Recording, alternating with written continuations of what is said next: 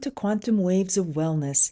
This is Dr. Paula Apro, and this week I'm going to discuss how my recent ancestral healing transformed my inner strength and renewed my own self-worth.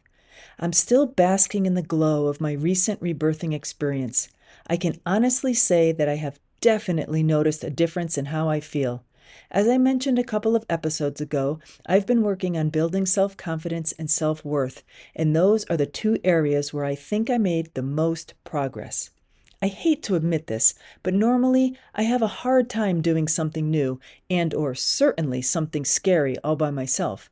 And for me, just going to a new place alone is scary, or trying to converse with locals in Spanish when I know I really can't understand the language is also very scary. I don't know why I get so intimidated by these things, but I always have.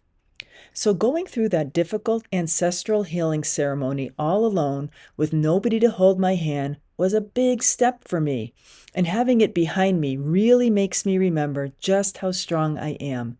I really had a sense that if I can get through that on my own, there's not much I couldn't handle on my own. You know the saying, what doesn't kill you makes you stronger. And now I feel very strong inside and out. The greatest part of what I specialize in, which is bioenergetics, the detection and correction of subtle energy, is the fact that I can make the unseen seen.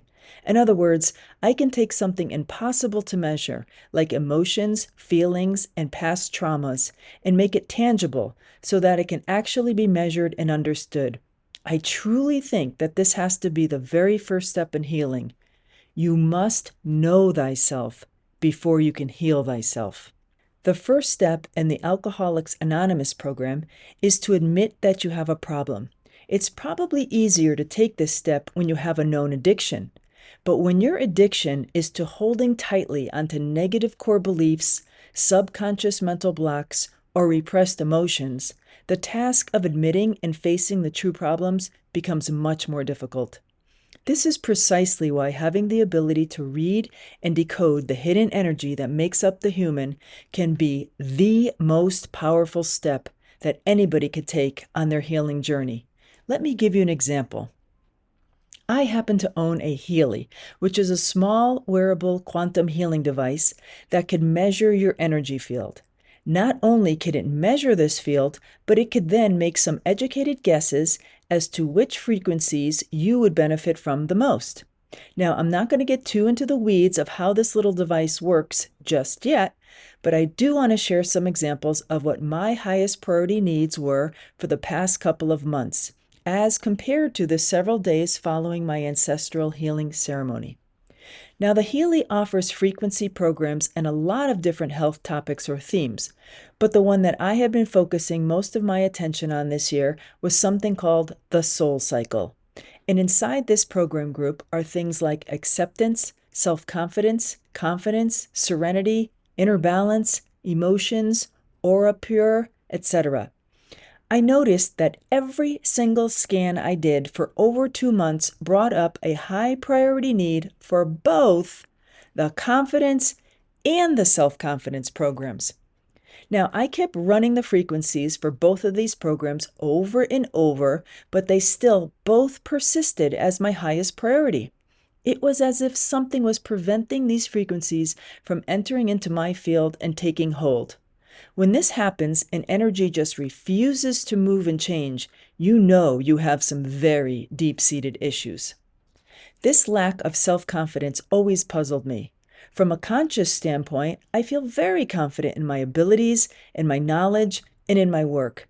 Every client interaction has always exceeded even my own expectations, and I seem to hit a home run every time I have the courage to step up to the plate. So why on earth do I have deep hidden self-confidence issues? It just made no sense. But now I think it does. It wasn't my own energy causing this. It was the energy of the karma that I entered this lifetime carrying. Now, this may be a hard concept for some people to accept, but whether you believe in reincarnation or not, the fact is that we carry the energy of our ancestors with us. Just like you can inherit the color of your eyes or hair from your parents, or the likelihood that you might develop a particular disease, you also inherit the positive and negative emotional, mental, and spiritual energy from your entire ancestral line. This could be a very heavy load to carry, depending on how difficult the lives of your ancestors were. The more we can do to unload this burden from ourselves, the lighter we can feel and the easier time we can have getting through this lifetime with ease. In the show notes, I'm going to include some screenshots of 3 Healy soul cycle scans that I performed on myself right before my ancestral healing, and then 3 more scans in the few days after the healing ceremony. You will see that both self-confidence and confidence showed up as a high priority need in every scan prior to the healing, and then both of those confidence-related programs disappeared after the healing.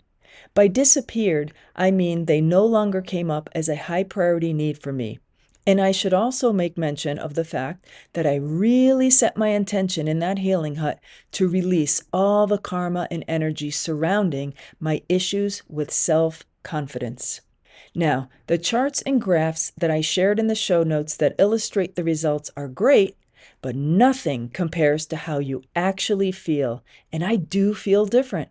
I can sense a difference in how I've been physically carrying myself. I am walking at a slower pace with my head held just a little higher.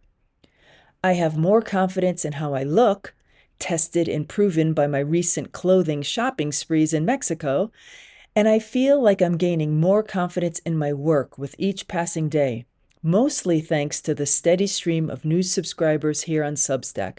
A heartfelt thanks to those who have already subscribed. I can hear this new confidence coming out when I speak to my clients, and I am pleasantly surprised by how well it's being received. Would you rather work with a health coach that boldly claims that they can help, or one that delicately tiptoes around your health challenges? I am also very pleased in the amount of sudden new contacts I'm making and people approaching me to ask for collaboration. The energy inside of us cannot help but to spread out into the universe. Whatever outcome you wish to receive from the external world first needs to be crafted inside of yourself. If I want to be a successful expert in the world of bioenergetics, I first need to 100% believe in myself and boldly step where I have always been timid to previously go.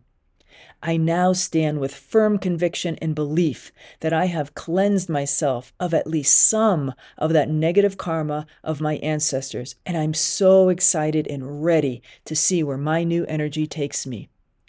Do you feel like you can use some internal cleansing? So many people are so used to doing regular detoxes for our physical bodies. We go to great lengths to restrict our diets and force our organs to flush themselves. Isn't it about time we approached our energy with the same mindset? Maybe it's time for a quantum energy cleanse.